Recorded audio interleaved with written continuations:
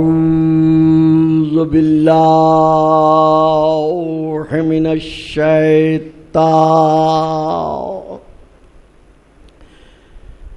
اللعين الرجيم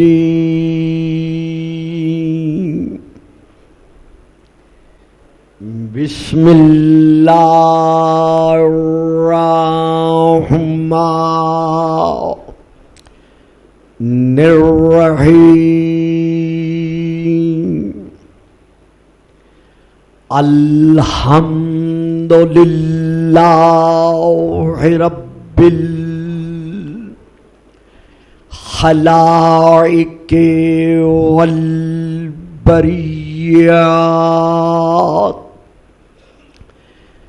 وعالم الجهر والخفيات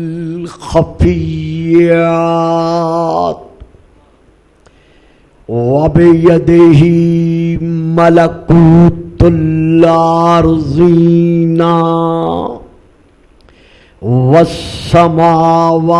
والسماوات والصلاة والسلام على النبي الأمي القرشي الهاشمي الأبتهي المكي المدني المبعوث على العرب والعجم بالقاسم محمد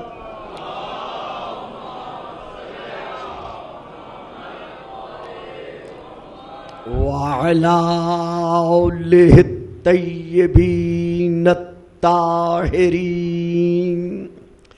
الشاكرين الصابرين الراشدين المهديين أما بعد فقد قال الله تبارك وتعالى في كتابه المجيد وفرقانه الحميد وقوله الحق يا أيها الذين آمنوا اتقوا الله وابتغوا إليه الوسيلة الصلوات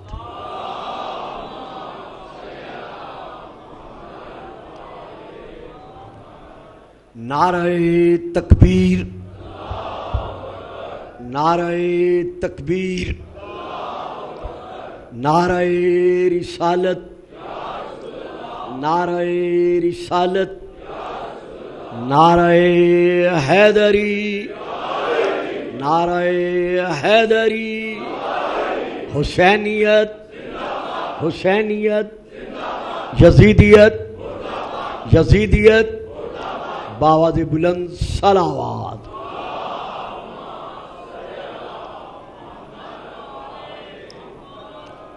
حسب سابق ہماری سب سے پہلے یہی دعا ہے کہ خلاق عالم ذکر محمد و آل محمد کے توسل سے ہمارے ملک پاکستان کو، تمام عالم اسلام کو اور پوری دنیا انسانیت کو اس کرونا وبا سے امان عطا فرمائے، اور ہمارے ملک و ملت کو اللہ تعالیٰ اندرونی اور بیرونی خلفشار سے محفوظ رکھے۔ ان دنوں میں ہم سب پر یہ فرض ہے، واجب ہے کہ ہم اپنے ارد گرد کے ماحول پر نظر رکھیں، اور اگر کوئی مشکوک شخص ہمیں نظر آئے تو یہاں جو بھی انتظامیہ کے افراد موجود ہیں، ادارے کی طرف سے یا حکومت کی طرف سے، ہم انہیں فوراً اطلاع کریں، کیونکہ ملک کی محبت ایمان کی علامت ہے۔ اور اس سلسلے میں ہمیں چاہیے کہ ہم اس اصول پر با اعتبار تقاریر اور با اعتبار منبر قائم و دائم رہیں کہ اپنا عقیدہ مت چھوڑو اور کسی کے عقیدے کو مت چھیڑو۔ اگر اس پر عمل پیرا تمام واعظین، ذاکرین اور نعت گو اور دیگر افراد قائم و دائم رہیں تو ہمیشہ ہمیشہ کے لیے پاکستان میں ہم تمام مسلمانان نے پاکستان تسبیح کے دانوں کی طرح ایک بن کر رہ سکتے ہیں، اور ضرورت بھی یہی ہے کہ رہنا چاہیے۔ درود پڑھیے، صلوات۔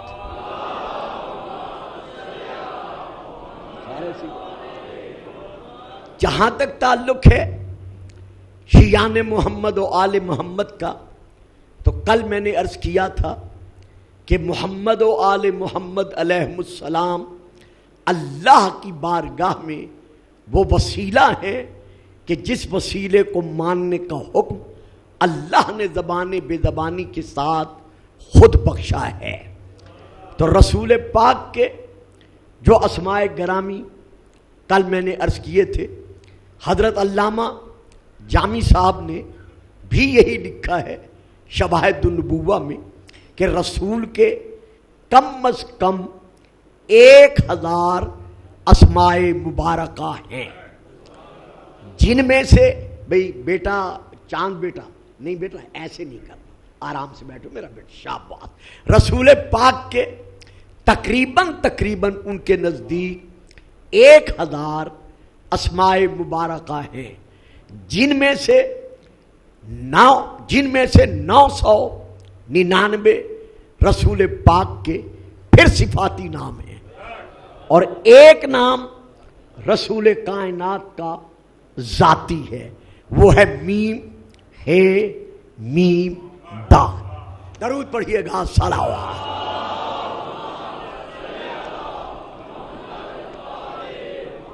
تو کل میں نام نہیں لے سکا تھا، علامہ نور بخش توکلی صاحب نے اپنی کتاب سیرت رسول عربی میں یہ درج فرمایا ہے کہ رسول پاک کے شانوں پر وہی نام تھا جو آپ کا ذاتی نام ہے، محمد الرسول اللہ۔ تو اب ہم شیعان محمد و آل محمد کا عقیدہ بالکل واضح ہے۔ ہمارے صف ائمہ میں سے وہ امام جنہوں نے تبلیغ دین میں اس طرح اپنا وقت بسر کیا کہ 80,000 طلباء اپنے اپنے علاقوں میں بیٹھ کر جب درس تفسیر، درس حدیث، درس تاریخ دیتے تھے تو ان کی زبان سے نکلتا تھا قال الصادق، یعنی یہ جو کچھ میں کہہ رہا ہوں یہ میں نہیں کہہ رہا، بلکہ قال الصادق علیہ السلام، یہ صادق علیہ السلام نے فرمایا ہے۔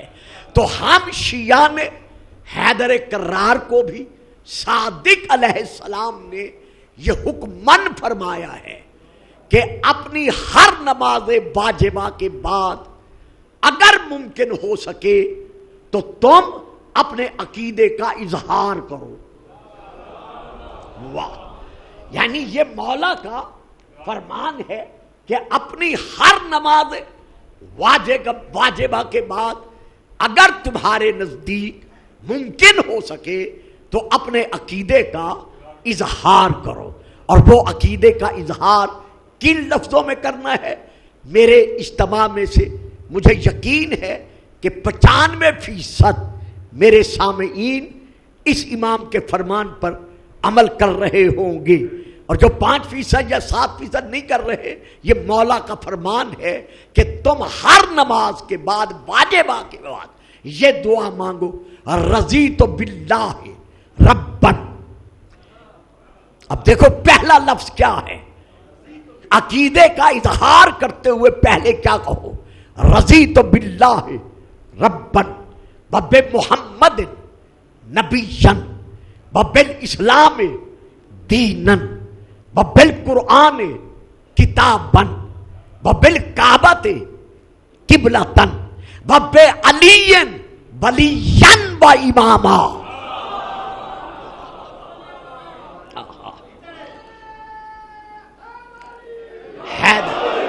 لیکن سلسلہ امام نے یہاں روکا نہیں، بلکہ اسے پھر امام نے آخر تک بڑھایا ہے کہ وبالحسن والحسین وعلی ابن الحسین ومحمد ابن علی ومحمد ابن علی وجعفر ابن محمد وموسیٰ ابن جعفر وعلی ابن موسیٰ ومحمد ابن علی وعلی ابن محمد وحسن ابن علی والحجت ابن الحسن آئمتن.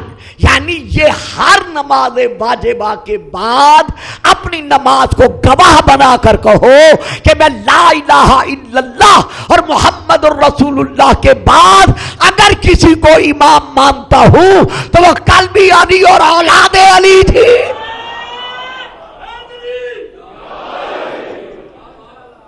یہ ہے ہمارا واضح طور پر عقیدہ. تو اپنا عقیدہ مت چھوڑو، واہ، اور کسی کے عقیدے کو مت چھیڑو. تو جہاں تک تعلق ہے ذات رسول پاک کا، تو دیکھیے گا کہ پہلے رضیت باللہ ربن کے بعد ہمارے میں عقیدے میں کیا ہے؟ وبمحمد نبی جن. تو اس سے واضح ہو گیا کہ ہم علی کو ولی، امام، اولا، مولا بے شک مانتے ہیں، لیکن رسول کے بعد مانتے ہیں.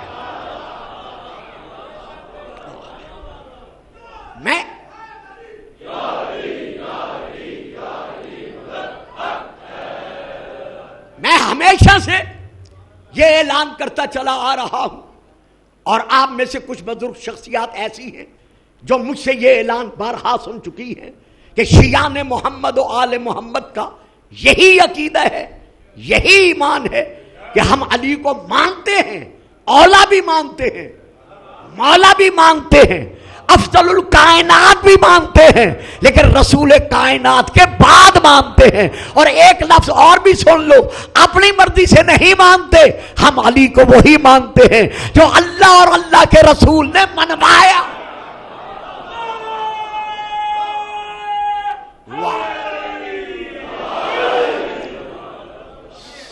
سلامت رہیں، آباد رہیں، درود پڑھیے گا، صلوات.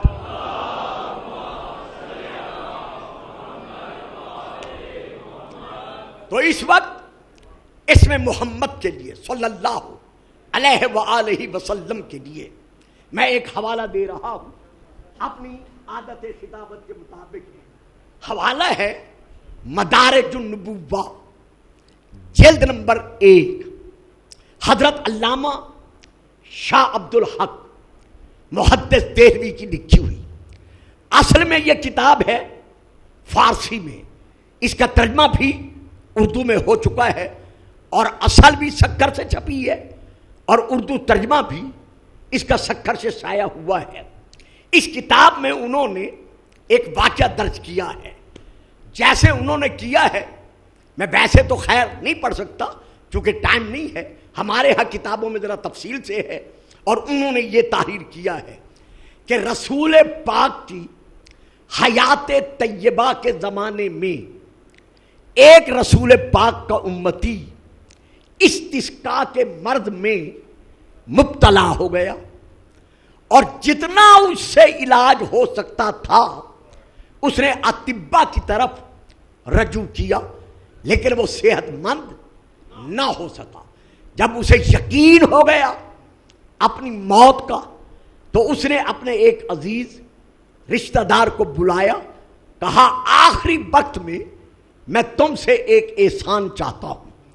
اس عزیز نے کہا بتلائیے میں آپ کے لیے کیا کام آ سکتا ہوں. کہا اور کچھ نہیں کہتا، اتنا کرو فخر مسیحا کے دربار میں جاؤ. واہ، انہوں نے تو نام لکھا ہے لیکن میں نے اشارتاً عرض کیا ہے فخر مسیحا کے دربار میں جاؤ. جتنے اطباء تھے سب مجھے جواب دے چکے ہیں کہ تمہارا مرد علاج کے قابل نہیں ہے، لا علاج ہے، لہذا میرے آقا کی بارگاہ میں پہنچ کر میرا غلامانہ سلام دے کر ان سے یہی عرض کرو کہ جو آپ کی نظر میں میری تقدیر میں ہے اس کے مطابق آپ میرا علاج کیجئے۔ یہ شخص چلا، رسول پاک کی بارگاہ میں پہنچا، بعد السلام اس غلام کا پیغام پہنچایا۔ اب دیکھیے یہ ہے اصل فکر۔ رسول پاک نے فرمایا چٹکی بھر زمین سے خاک اٹھاؤ۔ ذرا یہ بات سمجھنے کے قابل ہے، بے شک بعد میں نہ بولیے گا لیکن یہ بات سمجھنے کے قابل ہے۔ رسول پاک نے فرمایا چٹکی بھر زمین سے خاک اٹھاؤ۔ اس نے خاک اٹھائی، فرمایا اپنے ہاتھ پہ رکھو۔ اس نے اپنے ہاتھ پہ رکھی، فرمایا ہاتھ میرے قریب لاؤ۔ وہ ہاتھ قریب لے کر گیا، رسول پاک نے اپنا لعاب دہن، واہ جی واہ، اسی لیے میں نے توجہ چاہی تھی کہ تھوڑی سی توجہ کی ضرورت ہے۔ رسول پاک نے اپنا لعاب دہن اس کے ہاتھ پر رکھی ہوئی خاک پر انڈیل دیا، یعنی ڈال دیا۔ جیسے آپ نے لعاب ڈالا، فرمایا جاؤ لے جاؤ، جاؤ اسے لے جاؤ۔ اب وہ شخص بیان کرتا ہے کہ میرے دل میں خیال آیا ایک سیکنڈ کے لیے کہ رسول پاک نے صرف لعاب ڈال کر فرمایا بیٹا خیریت ہے، ٹھیک ٹھاک ہو۔ اچھا، رسول پاک نے صرف لعاب ڈال کر مجھے کہہ دیا جاؤ لے جاؤ، وہ قریب المرگ ہے۔ کہتے ہیں اسی لمحے جیسے مجھے یہ خیال آیا فوراً میں نے توبہ کی کہ اللہ کا تو حکم ہے کہ ما آتاکم الرسول،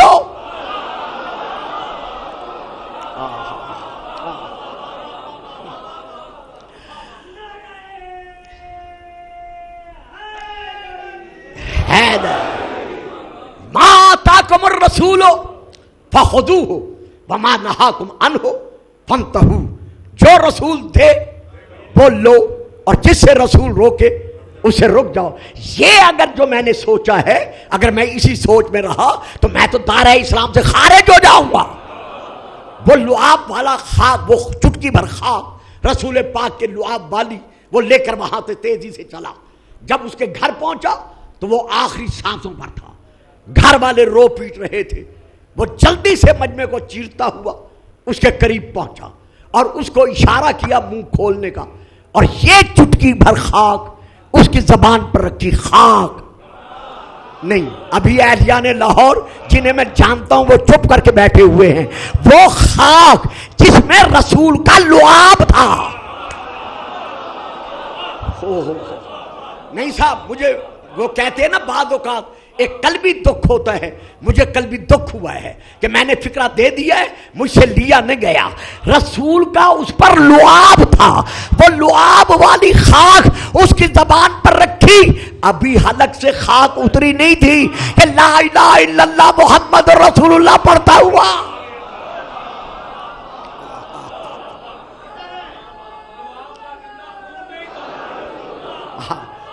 اچھا میں بھی وضاحت کر دیتا ہوں۔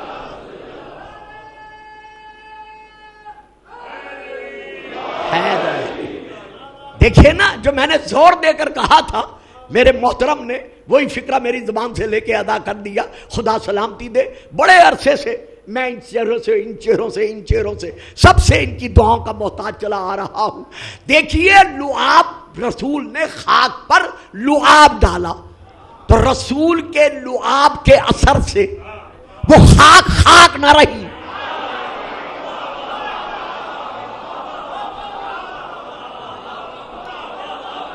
بڑی مہربانی، رسول پاک کے لعاب کے اثر سے وہ خاک نہ رہی بلکہ خاک شفا بن گئی۔ تو جب لعاب میں یہ اثر ہے، واہ، نعرہ نہیں لگائیں گے، چپ کر کے بیٹھے رہیں گے۔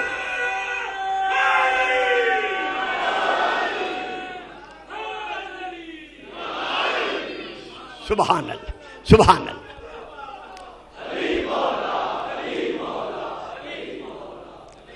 جب رسول پاک کے اثر ہے کہ وہ لعاب جس خاک پر پڑا ہے اس لعاب نے اس خاک کو خاک شفا بنا دیا ہے۔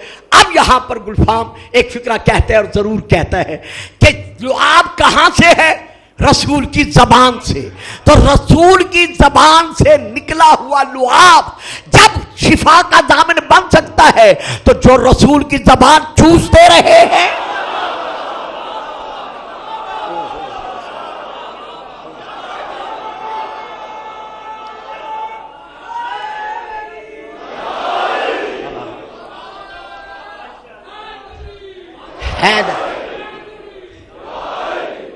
جو رسول کی زبان چوس کر پروان چڑھے ہیں ان کے متعلق کیا کہا جائے گا اور کیا سوچا جائے گا؟ یا جن کے متعلق رسول فرماتے رہے لحموں کا لحمی، جسموں کا جسمی، دموں کا دمی، روحوں کا روحی، نفسوں کا نفسی۔ تو اب کہنے دو گلفام کو کہ جس طرح رسول کا لعاب شفا کی ضمانت ہے اسی طرح آل محمد کا گھرانہ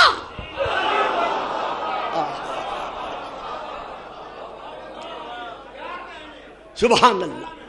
آج اگر کوئی یہ اعتراض کرتا ہے کہ حضور لعاب میں یہ اثر کہاں سے آ گیا، ٹھیک ہے، آپ اگر قیاس کرتے ہیں اس لعاب کو اپنی زبان کے لعاب پر تو بے شک کرتے رہے، لیکن ہمیں تو دیکھنا پڑے گا کہ رسول کی زبان ناطق قرآن ہے۔ واہ واہ جی واہ، سید چپ کر گئے ہو، میں بڑی جلدی میں فکرہ دے گیا ہوں۔ رسول کی زبان وہی ترجمان ہے، رسول کی زبان ناطق قرآن ہے، رسول خود ناطق قرآن ہے۔ تو جب قرآن شفا ہے تو پھر محمد کا لعاب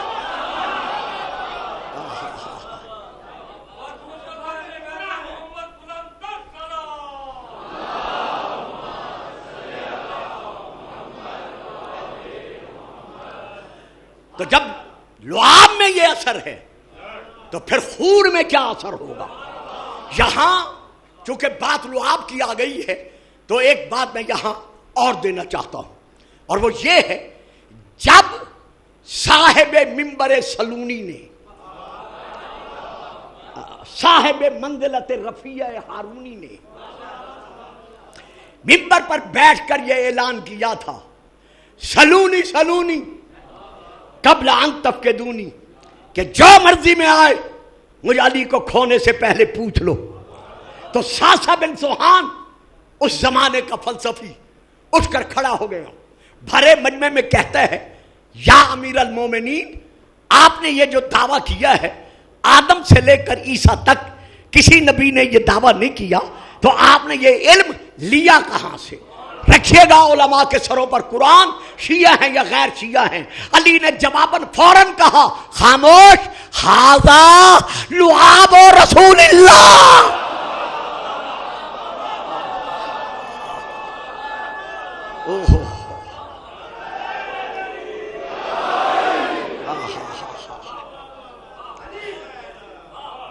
یہ علم علی رسول اللہ کے لعاب کا اثر ہے۔ اب اسی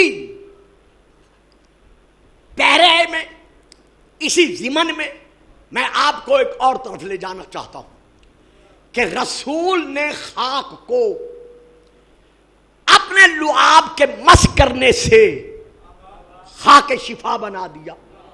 اب جو میں روایت پڑھ رہا ہوں یہ المعجم الکبیر میں بھی ہے اور میرے باقی بھائیوں کی دوسری کتب میں بھی یہ موجود ہے، جو میں اس وقت پڑھنے لگا ہوں۔ میدان خیبر میں، جنگ خیبر میں، جب علی ابن ابی طالب فاتح خیبر بن کر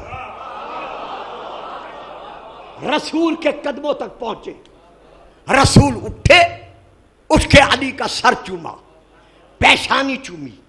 دو کتابوں کے نام ہیں، پہلی کتاب کا نام ہے معجم کبیر طبرانی کی، جلد نمبر 1۔ دوسری کتاب کا نام ہے مجمع الزوائد، جلد نمبر 9۔ باقی بہت ساری کتابیں ہیں لیکن اتنا وقت نہیں ہے، شیعہ کے ہاں بھی اہل سنت کے ہاں بھی۔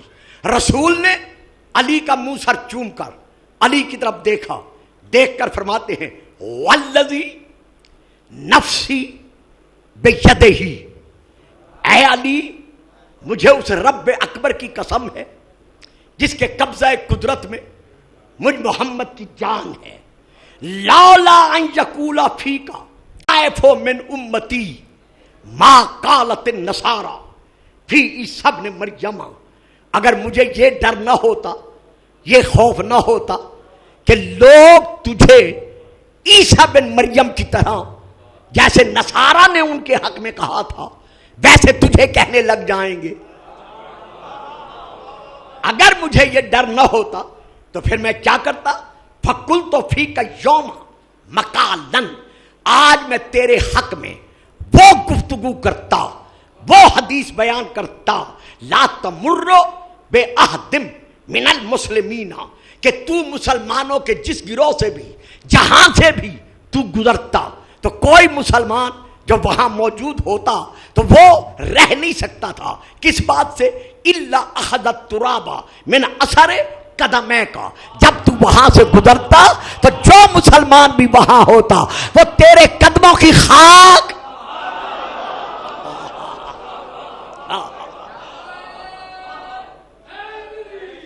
نہیں صاحب نہیں، اس طرح نہیں، جن کا ایمان ہے مل کے نعرہ ہے وہ تیرے قدموں کی خاک اٹھا لیتا، اور اٹھا کر کیا کرتا؟ یہ ہے فکرے، یطلبون بہل برکتا ویستشفون بہی، وہ اس خاک سے برکت حاصل کرتا اور اس خاک سے شفا حاصل کرتا۔ تو جس علی کے پاؤں سے مس ہونے والی مٹی خاک شفا ہو سکتی ہے، وہ علی خود شفا دینے کا ضامن کیوں نہیں ہو سکتا؟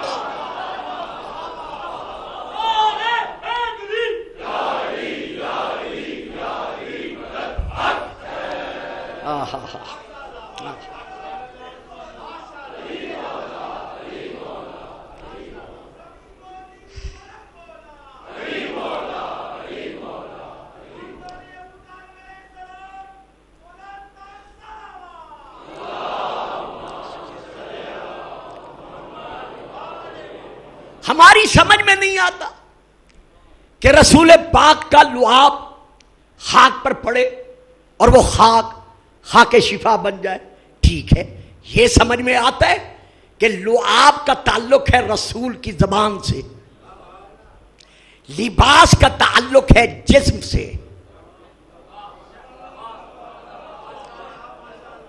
لعاب کا تعلق ہے لسان رسول سے، زبان رسول سے، یعنی اندر سے، کرتے کا تعلق ہے ظاہراً جسم سے۔ تو جناب یوسف کا کرتا، بیٹا جی چپ کر کے بیٹھے ہو، نہیں چپ نہیں بیٹھنا چاہیے، میرے سامنے چپ نہیں بیٹھنا چاہیے، درود پڑھیے گا، صلوات۔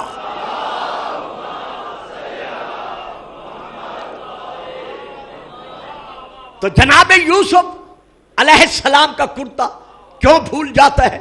پڑھے سورہ یوسف جس میں اللہ 12 نمبر کی یہ سورہ ہے، آیت نمبر ہے 93، جو میں اس وقت آپ کے سامنے تلاوت کرنے کا شرف حاصل کر رہا ہوں۔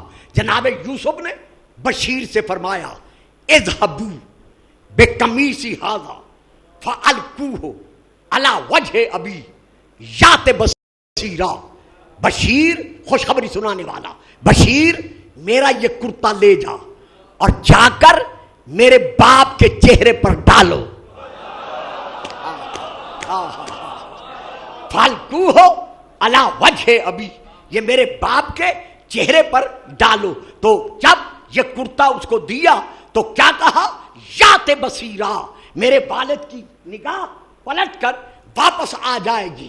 اب میں پھر آیت نمبر پڑھ رہا ہوں 96، جس میں پھر اس کا نتیجہ ہے کہ فلما ان جاء البشیر القاہ علی وجہ ہی، جناب یوسف کا کرتا بشیر نے جناب یعقوب کے چہرے پہ ڈالا، ابھی ڈالا ہی تھا، مس ہوا تھا، فرتد بصیرا، کہ یعقوب نبی کی بینائی پلٹ کر واپس آ گئی۔ تو یوسف کون ہے؟ ہمارے نبی کا امتی۔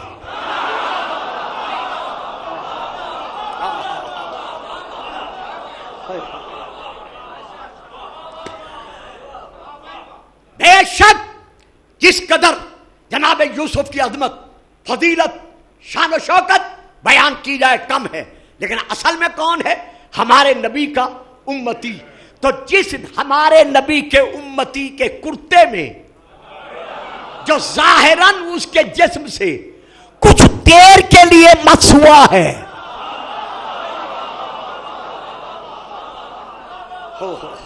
مستقلاً اس کا لباس نہیں ہے، کبھی مس ہوتا ہے کبھی نہیں ہوتا، تو جب وہ شفا دے سکتا ہے تو جن کے لیے رسول فرما رہے ہیں الحسن والحسین منی،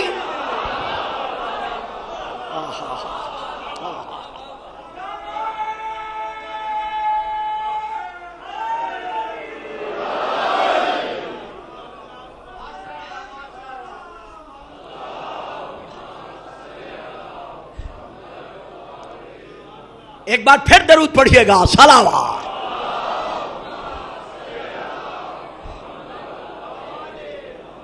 حسین منی وانا من الحسین، حسین مجھ سے ہے اور میں حسین سے ہوں۔ سوارے دوش پیغمبر نہیں پہچانا حسین کو، نہ حسین اس وقت پہچانا گیا، نہ حسین آج پہچانا جا رہا ہے، جب سیدہ کا لال، بطول کا بیٹا، غریب الزہرا، مظلوم الحسین مدینہ چھوڑ کر جانے لگا۔ ادھر پورے مدینے کی گلیوں سے، بازاروں سے، محلوں سے رونے کی صدا کے ساتھ ساتھ ایک اور صدا گونجی، الوداع الفراق۔ حسین نے نانا کے مزار پر کھڑے ہو کر روتے ہوئے کہا تھا، نانا بیٹے کا آخری سلام، قیامت تک تیرے زائر تیرے دربار پہ آتے رہیں گے، لیکن آج کے بعد بطول کا بیٹا نہیں آئے گا۔ جناب حنفیہ روتے ہوئے مولا کے پاس آئے، فرزند رسول، جگر گوشہ علی و بطول، گرمی کا زمانہ ہے، گرمی کا عالم ہے، آپ اس گرمی کے موسم میں علی و نبی کی شہزادیوں کو، زہرا کی بیٹیوں کو، 64 مستوریں، 22 بچے، 10 کم سن بچیاں اور باقی چھوٹے بچے آپ لے کر مدینے سے وہاں جا رہے ہیں جہاں اس موسم میں کوئی پرندہ بھی رہنا گوارا نہیں کرتا۔ مولا کیوں جا رہے ہیں؟ امام نے جواب دیا کہ میں نہیں چاہتا کہ میرے ہوتے ہوئے یزیدیوں کے حملے سے حرمت مدینہ پامال ہو سکے۔ کہا مولا کیا یزیدی یہاں بھی آپ پر حملہ آور ہو سکیں گے؟ امام نے فرمایا اس میں کوئی شک نہیں ہے۔ اب علی کا علی بیٹا، جس نے کبھی حسین کے چہرے کو جی بھر کے نہیں دیکھا تھا، آنکھوں میں آنسو آئے، تڑپتے ہوئے حسین کے پھر بھی قدموں کی طرف دیکھا، دیکھ کر عرض کرتا ہے، یابن رسول اللہ، اللہ نے تجھے 4 ہاشمی شیر عطا کیے ہیں۔ ایک کا نام ہے عبداللہ بن جعفر طیار، دوسرے کا نام ہے مسلم بن عقیل، تیسرے کا نام ہے مولا یہ غلام محمد حنفیہ، اور چوتھے کا نام ہے عباس۔ یہ 4 شیر تیرے پاس موجود ہیں، مدینے کے ایک ایک کونے پر ایک ایک شیر کو کھڑا کر دے اور پھر کہہ دے یزیدیوں سے، صرف یزیدیوں سے نہیں بلکہ پوری انسانیت سے، انسانوں سے، اولاد آدم سے یہ کہہ دے کہ آؤ آ کے علی کے شیروں کا مقابلہ کر لو۔ مولا جب ہم چاروں مارے جائیں پھر علی و بطول کی بیٹیوں کو لے کر چلے جانا۔ امام فرماتے نہیں حنفیہ، تم چاروں نے میرے حکم کے سائے میں رہنا ہے۔ مولا حکم فرمایا، حنفیہ تمہیں میں اپنا نائب بنا کر مدینے چھوڑ رہا ہوں، تم نے سفر میں میرے ساتھ نہیں رہنا۔ رہا عبداللہ بن جعفر طیار مصلحتاً، بیماری نے اس کو لے لیا ہے، وہ بھی میرے ساتھ نہیں جا سکتا۔ رہے دو، ایک مسلم اور ایک عباس، ان کو میں لے کے جا رہا ہوں۔ مکے جا کر مسلم کو کوفے روانہ کر دیا۔ مرحبا مرحبا مرحبا۔ مکے پہنچ کر میرے مولا نے جناب مسلم کو کوفے روانہ کر دیا، باقی بچ گیا اکیلا عباس، جو آخری وقت تک کفے افسوس مل کر نجف کی طرف دیکھ کر کہتا رہا، بابا بطول کے بیٹے نے لڑنے کی اجازت نہیں دی۔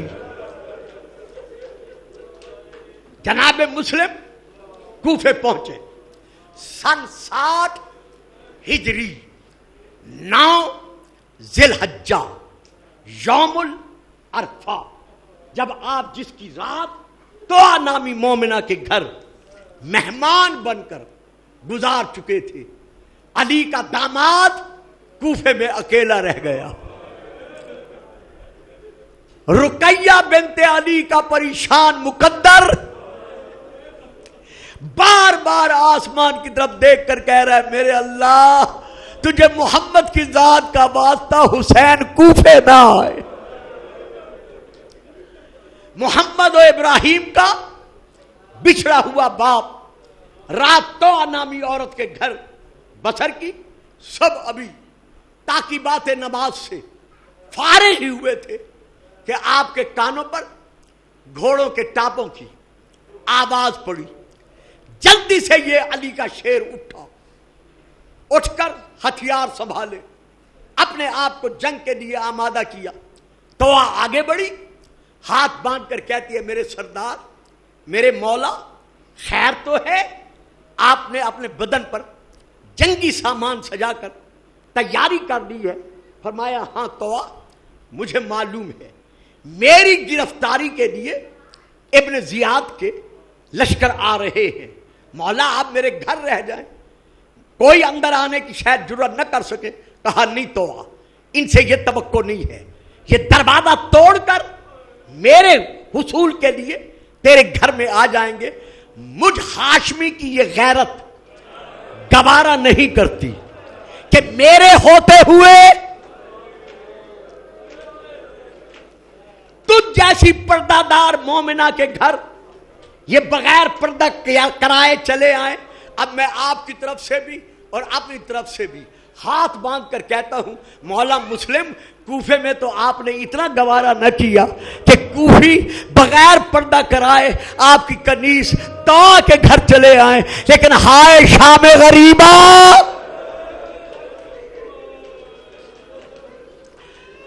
جب شامی اور کوفی بغیر پردہ کرائے سیدانیوں کے خیموں میں گھس گئے، جناب طوع کے گھر سے حضرت مسلم ہتھیار سجا کر نکلے۔ محمد بن اشعث ملعون پہلے اپنے ساتھ 180 لشکری لایا تھا، پھر اس نے 300 اور منگائے، اس کے بعد 500 بمطابق تاریخ اور طلب کیے، پھر 1200 لشکری اور منگائے، جس پر ابن زیاد نے پیغام بھیجا کہ ایک مسلم سے لڑنے کے لیے اتنی تعداد میں لشکری منگوا رہے ہو، اگر میں تمہیں کربلا بھیج دوں تو پھر تم کیا کرو گے؟ اس نے جواباً پیغام بھیجا کہ تجھے یہ معلوم نہیں ہے کہ میں کسی سبزی فروش سے لڑنے نہیں آیا، میں علی کے وارث سے لڑنے آیا ہوں۔ جناب مسلم نے تابڑ توڑ حملے کیے، پہلے حملے میں 150 افراد جہنم پہنچائے، دوسرے حملے میں 500 افراد جہنم پہنچائے۔ جب چاروں طرف سے ان ظالموں نے دیکھا کہ مسلم ہمارے بس سے باہر ہے کہ ہم اس پر قابض ہو سکیں، تو اب اس محمد بن اشعث ملعون نے کیا کیا؟ محلے کے تمام گھروں کی، مجھے معاف کر دینا اگر کسی کے لیے یہ فکر سخت ہوں، میں بڑے نرم لہجے میں پڑھوں گا، تمام عورتوں اگر راکھ گرم گھر میں پڑی ہوئی ہے تو اس پر وہ راکھ برساؤ۔ اب آنکھیں بند کر کے ذرا تصور کرو، اکیلا مسلم ہے، سر سے پاؤں تک خون میں ڈوبا ہوا ہے، چاروں طرف سے تیر اور تلواریں آپ کے جسم پر ٹوٹ رہی ہیں، لیکن جب اوپر سے آگ برسی، لاٹھیاں برسی، راکھ برسی، تو اب تاریخ میں درج ہے کہ مسلم کی آنکھوں میں اندھیرا چھایا، آپ پیچھے ہٹتے ہٹتے ہٹتے ایک دیوار کا آپ نے سہارا لیا، کمر دیوار سے لگا کر مکہ کی طرف دیکھ کر کہا، زہرا کا لال کاش آج میرے پہلو میں عباس ہوتا۔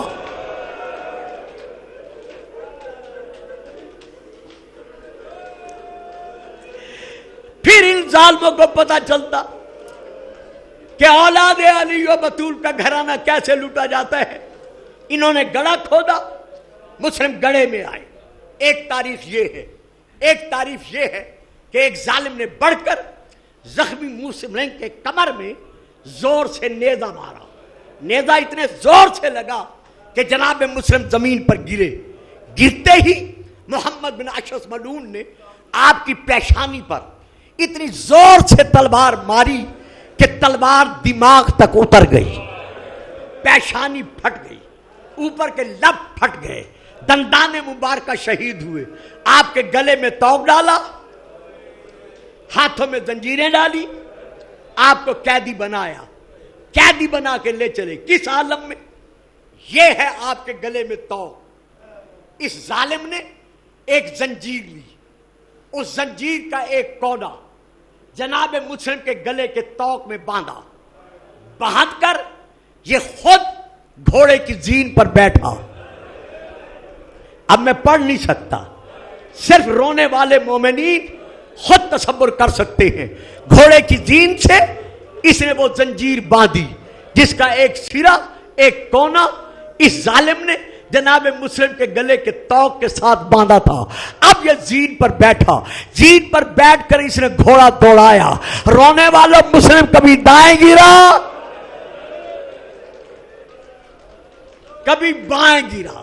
اللہ اکبر۔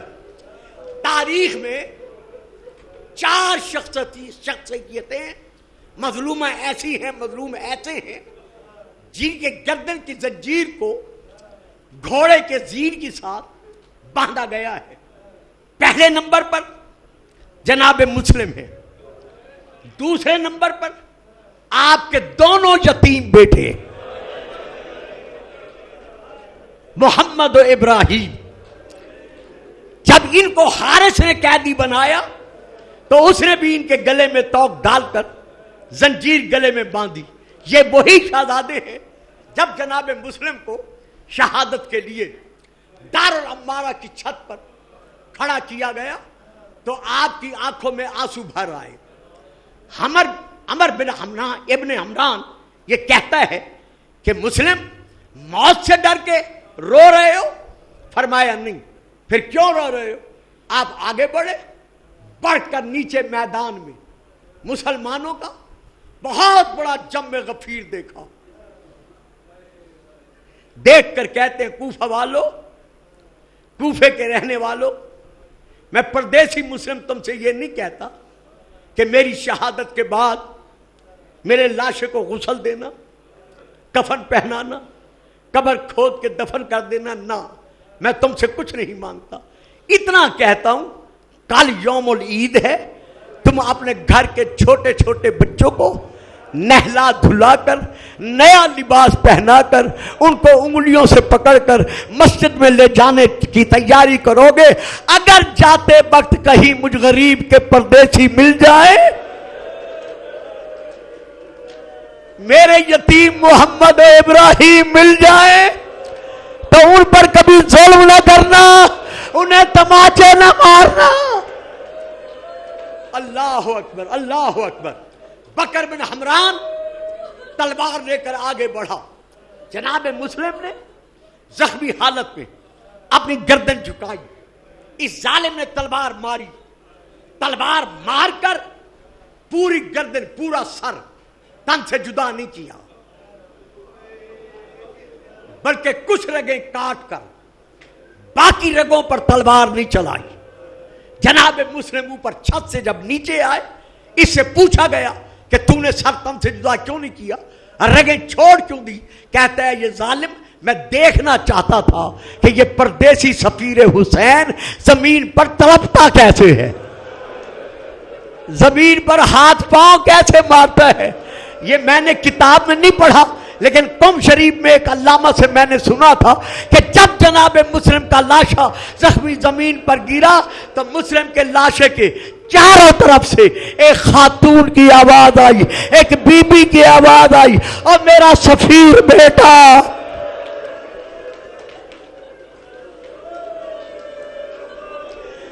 اور میرا مظلوم بیٹا، میں فاطمہ جنت البقیع چھوڑ کر تیرے غم میں رونے آ گئی ہوں۔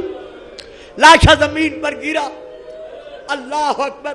بس آخری دو جملے لے لیں، مولا سلامتی دے۔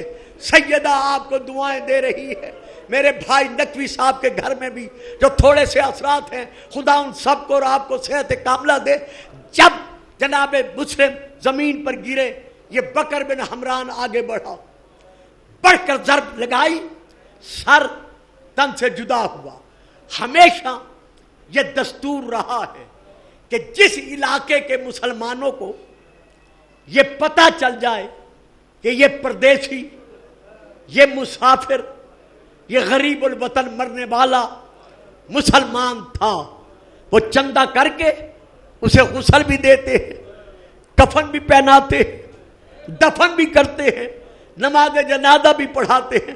لیکن ہائے کوفے جیسا شہر، علی کا داماد مسلم، مسلمانوں نے کیا سلوک کیا؟ بجائے غسل دینے کے، بجائے کفن دینے کے، آپ کے پاؤں میں رسیاں باندھی، بغیر سر کے جسم ہے۔ 3 دن اور 3 راتیں جناب مسلم کا یہ سارا جسم، زخمی جسم، کوفہ شہر کی گلیوں میں پھرایا گیا۔ جس گلی سے یہ جسم گزرتا تھا، شریر بچے گودیاں پتھروں سے بھر کر جناب مسلم پر نذرانہ پیش کر رہے تھے۔ لیکن آخر میں جناب میثم تمار کی بیوہ اور جناب ہانی کی بیوہ نے مل کر ان لاشوں کو حاصل کیا، چھوٹا سا گڑھا کھودا، کھود کر علیحدہ علیحدہ دفن کر دیا۔ بس میں آخر میں کہتا ہوں جناب مسلم، آپ کی بڑی اچھی قسمت تھی، بے شک آپ کے لاشے پر ظلم ہوا، آپ کی بہنیں تو نہیں دیکھ رہی تھی، آپ کی چھوٹی چھوٹی بیٹیاں تو نہیں دیکھ رہی تھی، آپ کے پردے دار تو نہیں دیکھ رہے تھے، آپ کو آخر دفن تو کر دیا گیا۔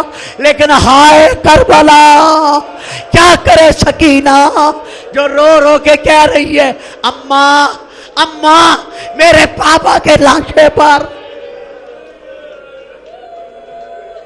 الا لعنت اللہ علی القوم الظالمین۔